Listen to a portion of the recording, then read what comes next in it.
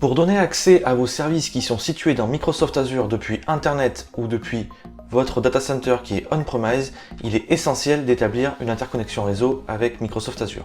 Dans cette vidéo, nous allons voir les différentes façons pour s'interconnecter avec Microsoft Azure.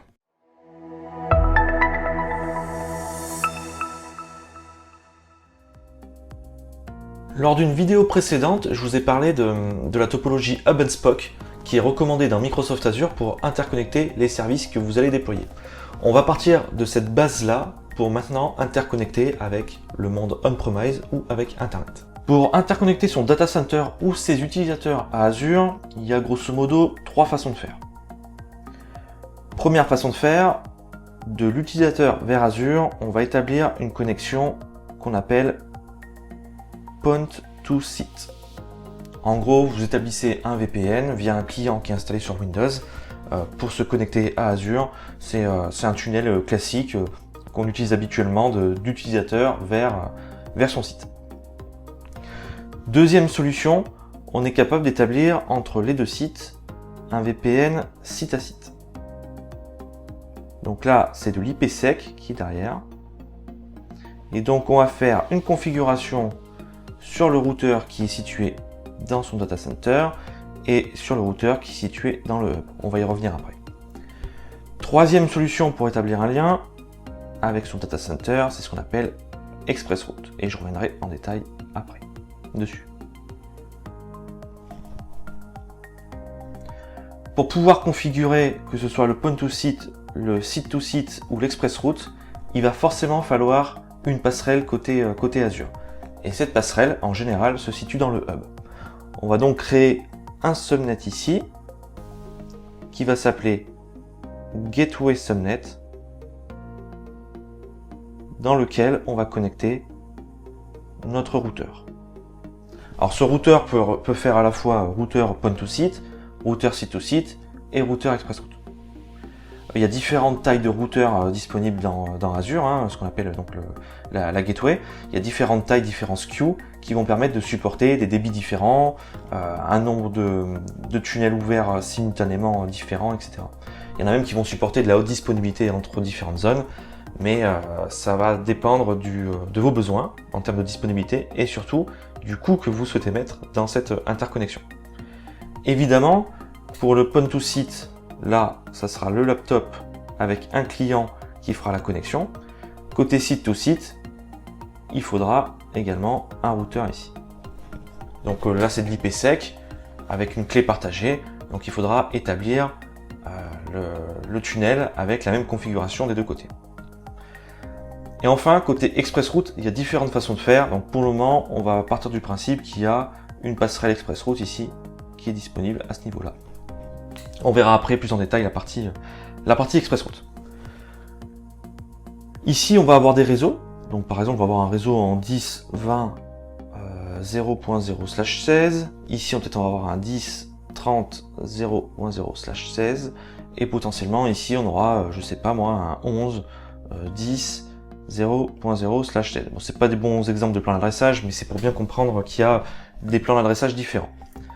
Pour que les machines qui sont situées ici sachent qu'il faut passer par là pour rejoindre le SPOC, ou pour que la machine qui est là sache qu'il faut passer par là pour rejoindre l'on-premise, il va falloir établir du routing. Donc là, il y a différentes façons de faire. Première chose, vous pouvez l'établir en route statique, c'est-à-dire que dans le routeur, ici, vous allez définir le plan de routage, c'est-à-dire que vous allez dire pour rejoindre le 11.10.00/16, il faut passer par le routeur qui est ici. Et pareil, sur ce routeur qui est là, vous allez indiquer que pour rejoindre le 10.20 et le 10.30.00/16, il faut passer par lui et que la bonne route, c'est passer par là. Donc ça c'est bien quand vous avez une petite infrastructure qui n'évolue pas. En revanche, si vous allez commencer à créer plein de SPOC, vous avez une infrastructure qui bouge et qu'il va falloir régulièrement changer le routage, il va falloir s'appuyer sur du BGP.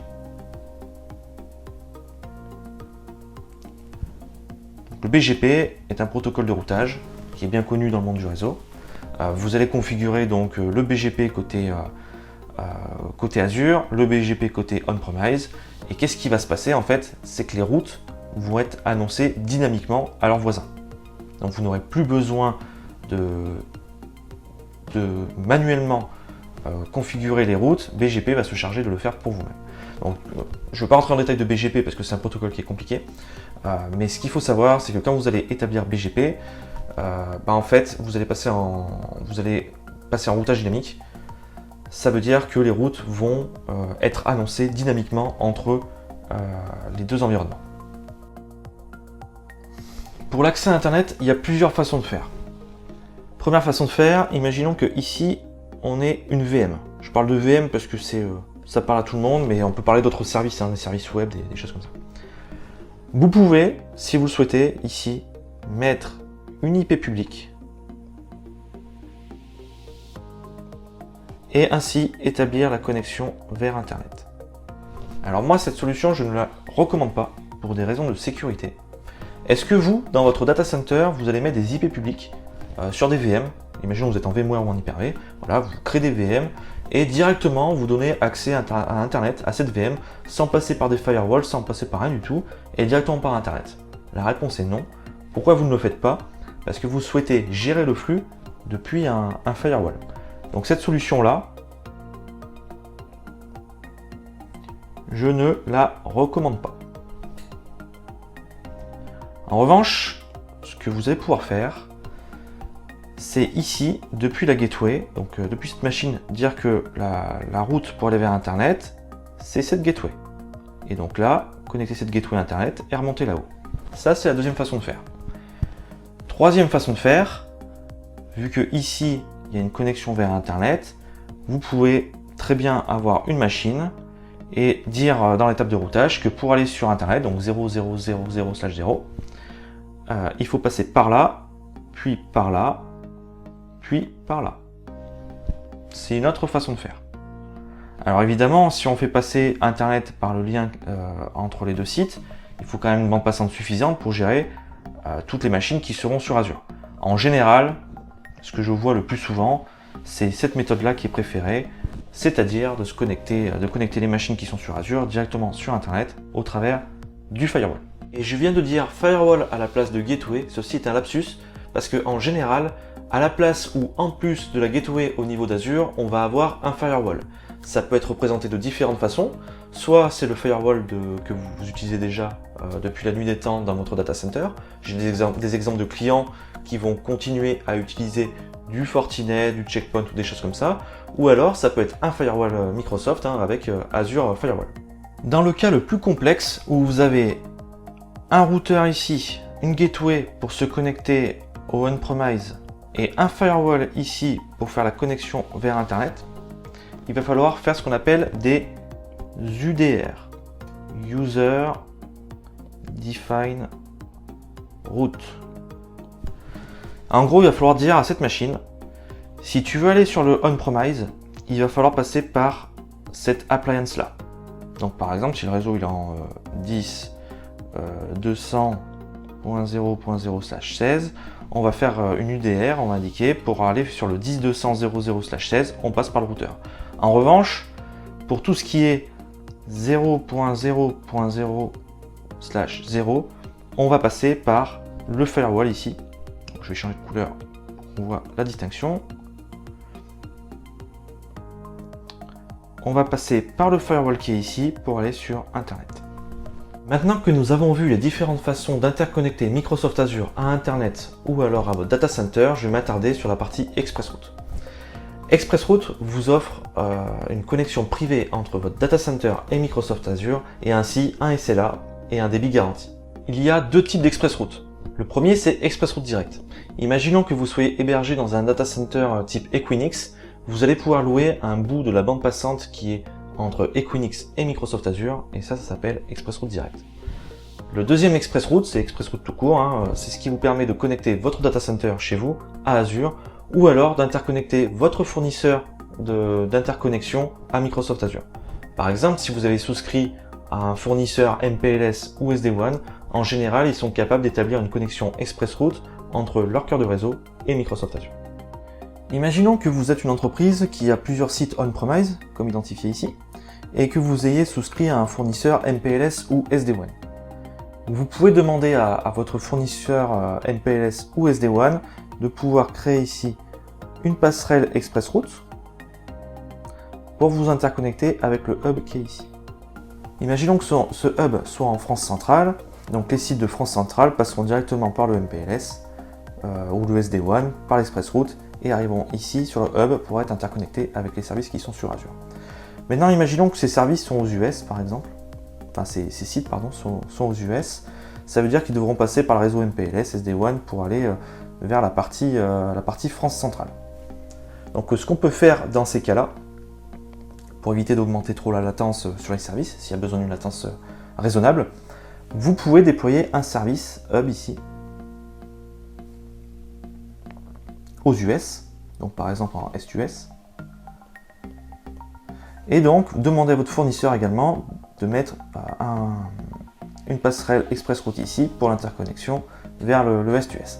Avec le BGP, les routes, etc., on est capable donc de router le trafic au bon endroit en fonction de la proximité des sites on-premise. Dans une vidéo précédente, je vous avais parlé d'interconnexion entre les sites via des peerings. Vous avez plusieurs solutions pour faire communiquer ces deux hubs. La moins préférée dans ce cas précis, c'est d'utiliser le peering entre les deux liens ici, entre les deux hubs. Pourquoi c'est la moins préférée? Parce que c'est celle qui va vous coûter le plus d'argent. L'autre solution, au lieu d'établir un peering ici, donc ça on le supprime, l'autre solution, ça serait d'utiliser en fait le réseau MPLS ou SD-WAN pour l'interco entre les deux hubs. Donc imaginons qu'il y a des SPOC ici, voilà, il y a un SPOC ici avec un service, on va prendre une VM comme exemple, et là pareil, il y a un SPOC avec une VM comme exemple aussi. Au lieu d'établir un peering pour l'interconnexion entre les deux sites, ce qu'on peut faire, c'est faire passer le trafic de cette façon-là pour qu'il aille ici et qu'il revienne ici. De cette façon-là, on n'a pas besoin d'établir de peering entre les deux hubs pour faire communiquer les différents services. Pour terminer, prenons le cas où vous avez deux fournisseurs MPLS différents, un aux US, un en France. Donc vous ne pouvez pas faire l'astuce que je vous ai montré avant, c'est-à-dire de router le trafic au travers du fournisseur MPLS. Ce que vous pouvez faire, en revanche, c'est vous appuyer sur le backbone de Microsoft pour faire ce travail-là.